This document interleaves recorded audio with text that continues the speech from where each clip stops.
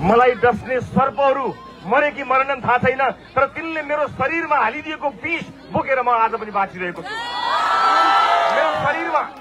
मेरो शरीरमा ती सर्पहरूले डसेको बिख अझै पनि बाँकी छ।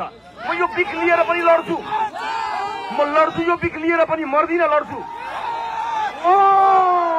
म लड्छु, यो बिख लिएर पनि लड्छु। यो शरीरमा एक थोपा रगत रहउन्जेलसम्म म लड्छु। म यहीँबाट बताउन चाहन्छु, जेनजी भाइ बहिनीहरूको रगतको एउटा थोपो पनि खेर जान दिन्न, एउटा थोपो पनि खेर जान दिन्न। हामीले कोसिस गर्यौं, चितवनले कोसिस गर्यो, आमा बुवा दाजुभाइ दिदीबहिनीहरू, रगतको एक थोपो नचुवाइकन हामी ब्यालेटका माध्यमबाट, मतका माध्यमबाट देशलाई ट्र्याकमा ल्याउनको निमित्त हामीले फूल बोकेर एउटा क्रान्ति सुरु गर्यौं। चितवनले सुरु गरेको नीलो क्रान्ति कसैको पनि काखरी दिएको थिएन, कसैको सिउँदो पनि पुछिएको थिएन, कोही टुरा टुरी भएका थिएनन्।